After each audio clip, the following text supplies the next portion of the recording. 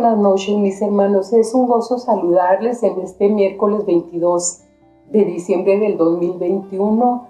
Es un privilegio para mí estar dirigiendo unas palabras y poder considerar uno de los pasajes más hermosos de las Escrituras. Hermanos, ¿qué tal si empezamos con una breve oración? Cierren sus ojos, por favor. Padre, gracias por darnos la Biblia. Es un tesoro que no tiene igual, Padre. Es la revelación de nuestro Creador y Redentor. Padre, ahora veremos un pasaje muy conocido de muchas personas. Nuestro deseo es adorar a tu Hijo. Así es que te rogamos nos ayudes a entender lo que sucedió aquella noche en Belén hace 2000 años. Queremos asombrarnos y maravillarnos y regocijarnos a pesar de que conocemos bien todos los detalles. Así es que te ruego por favor que nos ayudes. Haz tu obra en nuestros corazones, Padre, porque te lo pedimos todo en el nombre precioso de nuestro amado Señor y Salvador Jesús. Amén. Hermanos, vamos a leer Lucas 2 del 8 al 20, por favor. Yo tengo la versión Reina Valera 1960 y le voy a dar lectura si gustan acompañarme y seguirme con sus listas. Había pastores en la misma región que velaban y guardaban las vigilias de la noche sobre su rebaño, y he aquí se les presentó un ángel del Señor, y la gloria del Señor los rodeó de resplandor, y tuvieron gran temor. Pero el ángel les dijo: no temáis, porque aquí os doy nuevas de gran gozo que será para todo el pueblo, que os ha nacido hoy en la ciudad de David un Salvador, que es Cristo el Señor. Esto os servirá de señal: hallaréis al niño envuelto en pañales, acostado en un pesebre. Y repentinamente apareció con el ángel una multitud de las huestes celestiales que alababan a Dios y decían: gloria a Dios en las alturas y en la tierra paz, buena voluntad para con los hombres. Sucedió que cuando los ángeles se fueron de ellos al cielo, los pastores se dijeron unos a otros: pasemos pues hasta Belén y veamos esto que ha sucedido y que el Señor nos ha manifestado. Vinieron pues apresuradamente y hallaron a María y a José y al niño acostado en el pesebre, y al verlo dieron a conocer lo que se les había dicho acerca del niño. Y todos los que oyeron se maravillaron de lo que los pastores les decían. Pero María guardaba todas estas cosas, meditándolas en su corazón. Y volvieron los pastores glorificando y alabando a Dios por todas las cosas que habían oído y visto, como se les había dicho. Bueno, empieza nuestra lectura diciendo que aquellos pastores estaban en la misma región.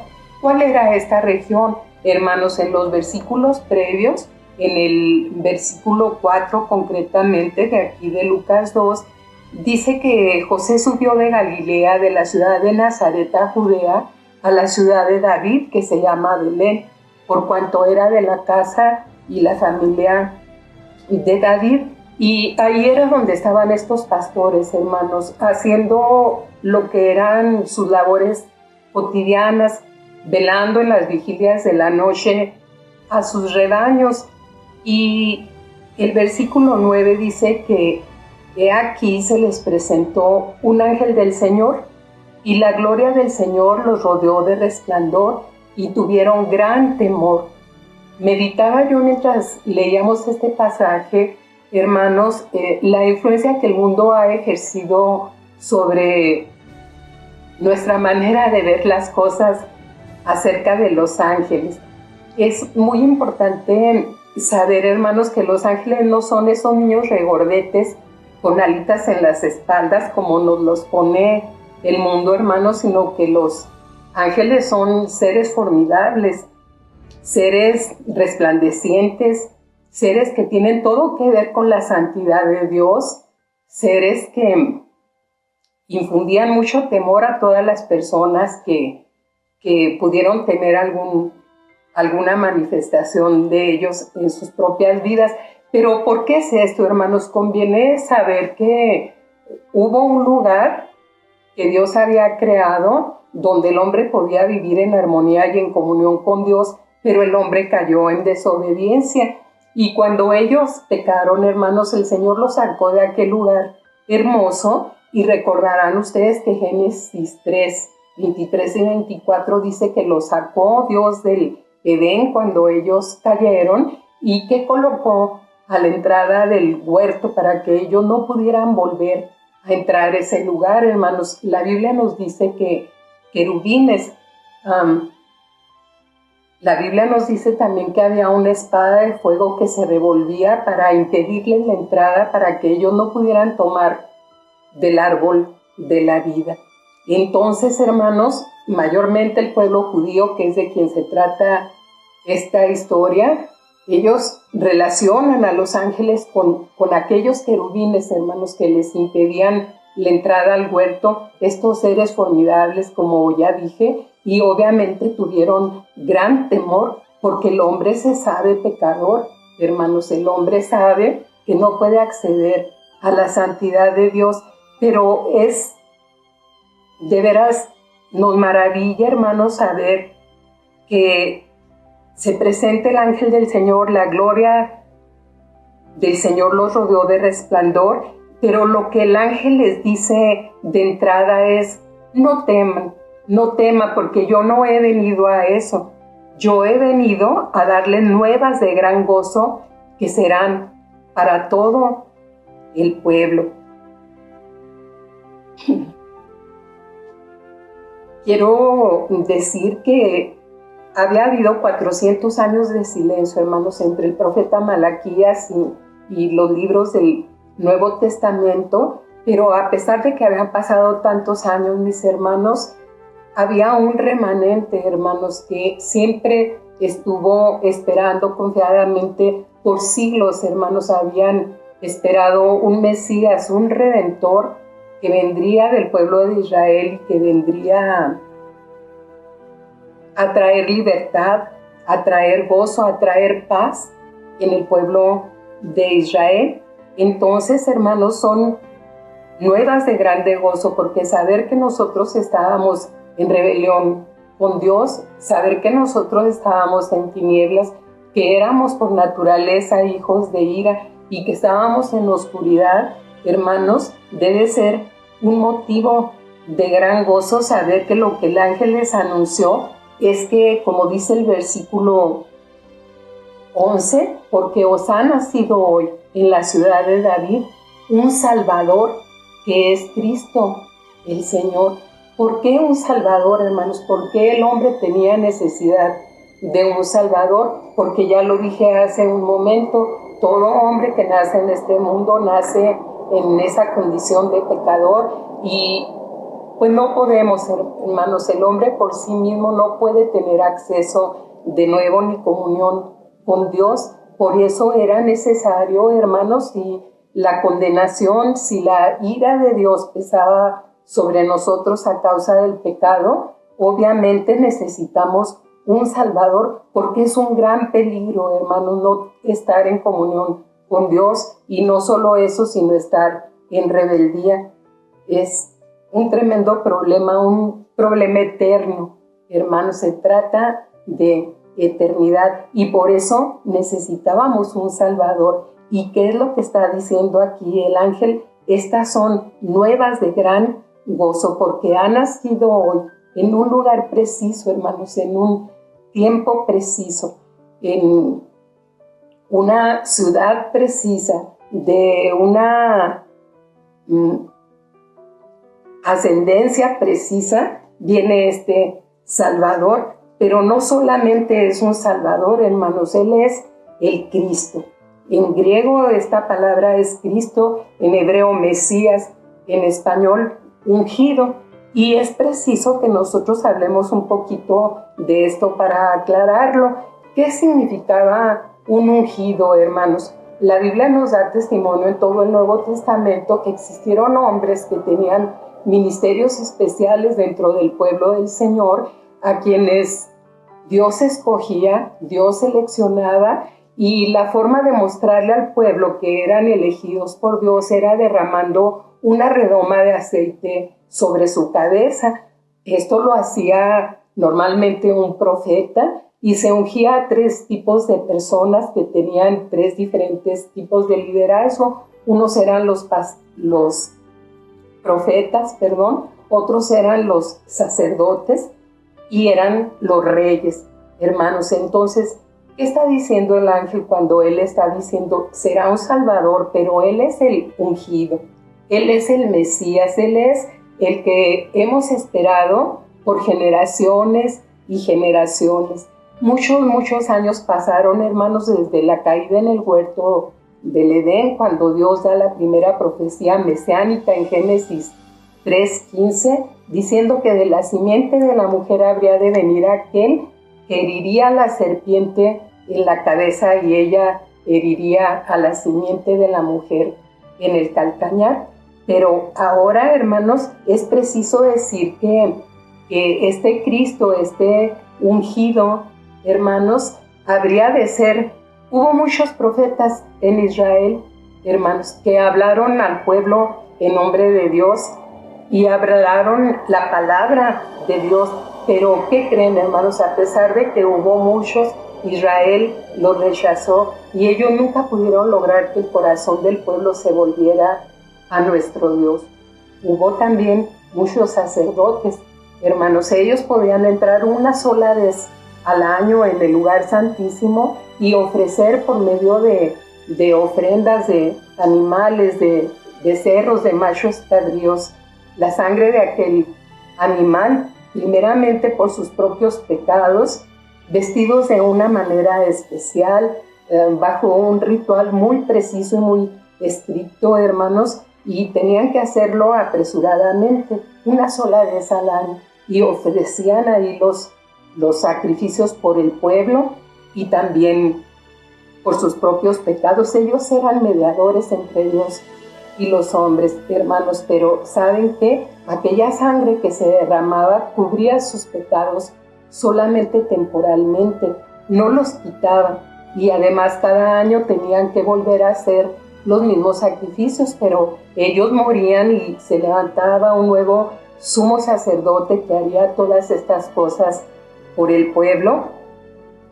Pero Dios levantó, hermanos, un profeta, como es escrito en Deuteronomio 18:15, alguien de quien habló Moisés ya en el principio, hermanos, que decía: profeta como yo de entre sus hermanos el Señor les levantará y a él oirán. También levantó Dios un sumo sacerdote. Este niño que están haciendo, según el anuncio que están dando los ángeles, sería ese sumo sacerdote, hermanos, que con una sola ofrenda nos presentaría perfectos ante Dios.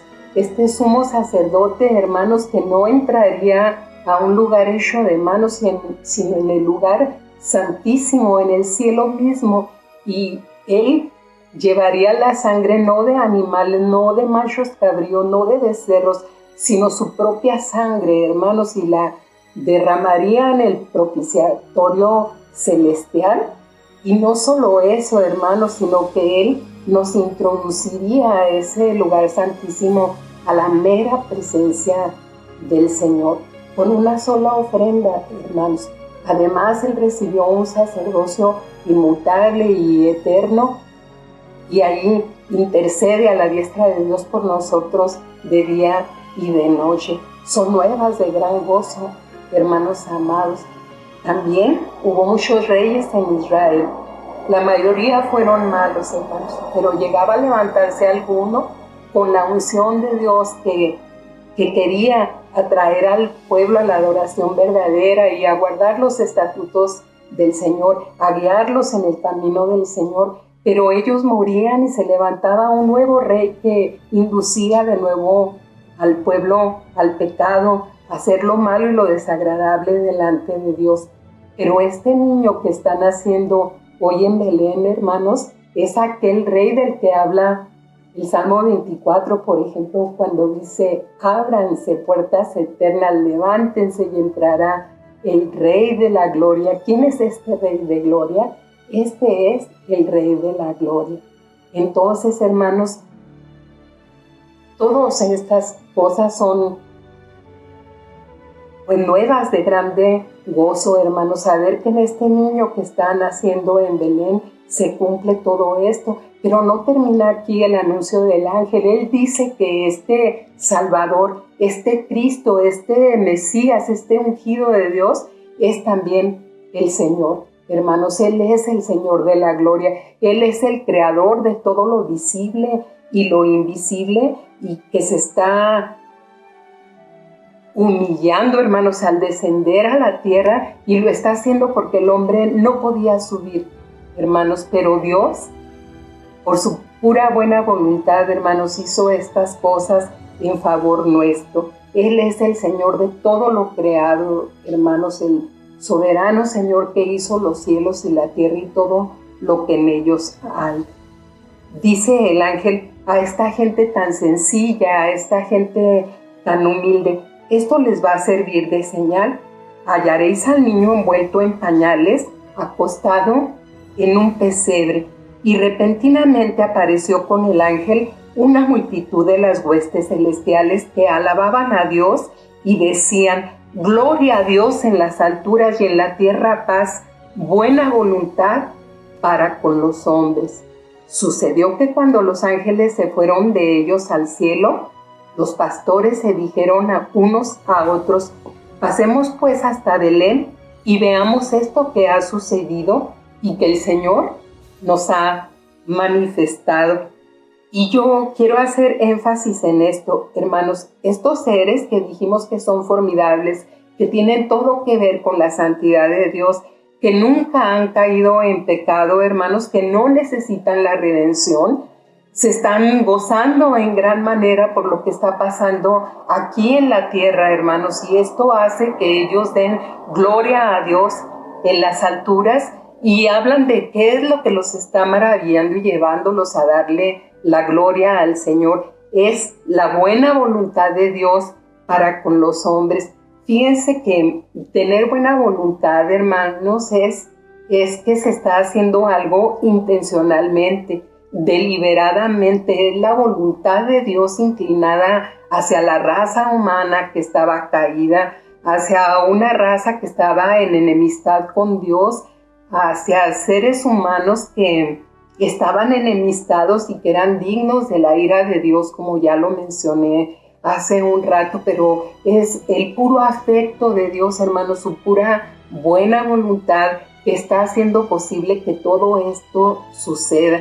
Dios mismo que descendió del cielo para tomar la forma humana, hermanos, para ser como cualquiera de nosotros, y pues esto es algo que debe maravillarnos, hermanos, pero sobre todo, hermanos, nos maravilla saber que Él no nació en un palacio, que Él no escogió una cuna con barrotes de oro, hermanos, que Él no escogió sábanas de seda, sino que, como dice en Filipenses 2, del 5 al 11, hermanos, Él se despojó de su gloria y se humilló a sí mismo, haciéndose como uno de nosotros, hermanos, y como el más humilde de uno de nosotros. De hecho, el que Él se haya presentado a aquellos pastores, hermanos, que estaban considerados lo más bajo en el nivel de la sociedad, era porque Él se estaba identificando con las gentes más vulnerables que hay aquí en la tierra, con los desprotegidos, con los pobres, y Él lo quiso hacer de esta manera, hermanos. Cuando los ángeles se fueron de ellos al cielo, es muy importante enfatizar eso, porque nos damos cuenta que esta es una obra completamente celestial, hermanos. Los pastores se dijeron unos a otros: pasemos pues hasta Belén y veamos esto que ha sucedido y que el Señor nos ha manifestado. Dice el versículo 16: vinieron pues apresuradamente y hallaron a María y a José y al niño acostado en el pesebre. Y ¿saben qué me llama la atención de este pasaje? hermanos, que ellos no dijeron, pues hemos tenido una experiencia bien linda, un ángel se nos apareció, vimos la gloria del Señor, vimos a las huestes del Señor, porque al decir que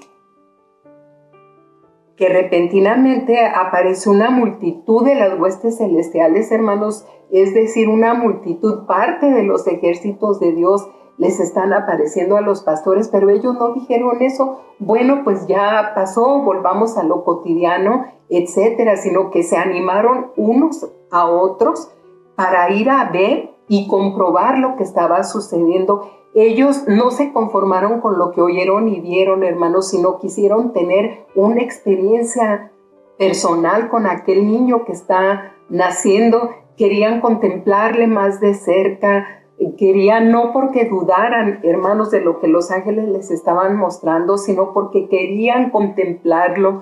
Y yo pensé, hermanos, ¿de qué manera estamos nosotros leyendo la Biblia?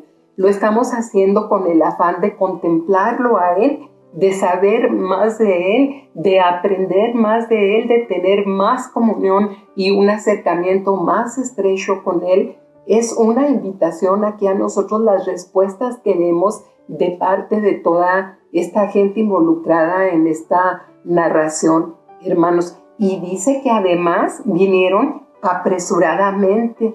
Yo pensé como cuando el sumo sacerdote entraba deprisa, hermanos, a cumplir su ministerio en el lugar santísimo, y como nosotros ya no lo tenemos que hacer así. Nosotros nos podemos deleitar en Él todo el tiempo que queramos, hermanos. Podemos estar en su presencia con gran alegría y contemplarlo a Él, como decía David en el Salmos 27:4, cuando dice: solo una cosa he demandado a Jehová, que esté yo en la casa de Jehová para contemplarlo, así como lo he mirado en el santuario, en la hermosura de su santidad. Eso lo podemos hacer nosotros cada vez que queramos, hermanos, cada vez que queramos venir a su presencia y tener comunión con Él. No apresuradamente, pero sí con urgencia, hermanos, mayormente cuando vemos que aquel día se acerca. Dice que vinieron apresuradamente y hallaron a María y a José y al niño acostado en aquel pesebre. Qué humildad del Dios de los cielos, hermanos, del Dios altísimo al hacer todas estas cosas. Qué humildad de aquel niño, hermanos, que nació de un padre y una madre. Eso es de lo que nos hablan aquí María y José. Él tuvo una familia unos padres a los que se sometió mientras él estuvo aquí en la tierra. Vino, sí, a obedecer la voluntad de su padre, pero a sus padres terrenales él estuvo sujeto mientras estuvo en la tierra. Y cuando vieron al niño, hermanos, dice el versículo 17, dieron a conocer lo que se les había dicho acerca de aquel niño. Y todos los que oyeron se maravillaron de lo que los pastores les decían. Yo te pregunto, hermano, ¿tú te sigues asombrando? ¿Te sigues maravillando cuando ves los portentos que el Señor Jesucristo ha hecho? Él es aquel profeta que vino a hablarnos palabras de vida eterna, hermanos, que pudieron cambiar realmente nuestro corazón y venir en arrepentimiento y fe a Él, aceptando lo que Él proveyó para nosotros. Dice el versículo 18, y todos los que oyeron se maravillaban de lo que los pastores les decían. Pero María guardaba todas estas cosas, meditándolas en su corazón. ¿Guardas tú, hermano, en tu corazón las palabras que Dios te ha hablado ahí en la intimidad? Cuando viene el día malo, tienes que sacar de tu tesoro, hermanos, porque saben, María había recibido todas estas promesas.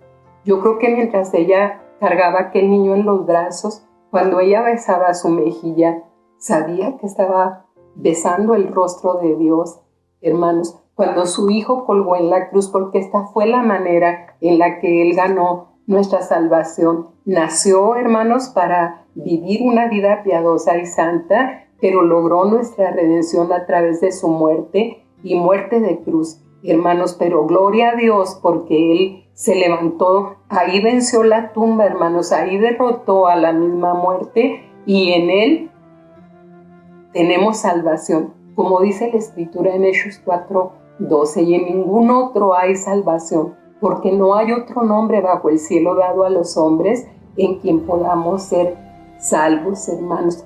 Meditar en lo que Dios te ha hablado en secreto te dará fuerzas, por dura que sea la labor que el Señor te ha encomendado, para seguir adelante. El versículo 20 dice: y volvieron los pastores glorificando y alabando a Dios por todas las cosas que habían oído y visto, como se les había dicho. Esta es la verdadera adoración, hermanos, cuando con un corazón puro, con un corazón sincero, podemos agradecerle a Dios por todas las cosas que Él ha hecho por ti y por mí. Podemos alabarle, podemos reconocer que todo lo que somos y todo lo que tenemos le pertenece, hermanos, y entregársela como una ofrenda sincera, como una ofrenda de gratitud, hermanos, con regocijo. Las respuestas que hubo en todos estos versículos, hermanos, vemos que somos llamados a gozarnos en Él. Hermanos, somos llamados a contemplarle a Él. Estamos llamados a proclamarle a Él. Estamos llamados a agradecerle, a alabarle y glorificarle solamente a Él. Oremos, mis hermanos. Padre, gracias por tu Hijo y su humildad y su nacimiento en esta tierra para salvarnos, Señor. Ayúdanos, por favor, Señor, concédenos tu gracia para poder gozarnos en Él, para poder buscarle y contemplarle a través de tu palabra, para que querramos proclamarlo y adorarlo como Él merece, Padre, porque Él es digno, y que estas respuestas de nosotros, tu pueblo, sean para tu gloria, Señor. Ayúdanos a responder así. Te rogamos también por cualquier persona que hoy estuviera viendo este video, Padre, y que nunca ha hecho su declaración de fe, Padre. Atráele a ti, tráelos a tu hogar, Padre mío. Provocan en ellos arrepentimiento y fe a través de la obra de Cristo Jesús y por tu Espíritu Santo. Te rogamos estas cosas en el nombre de nuestro Señor y Salvador. Amén.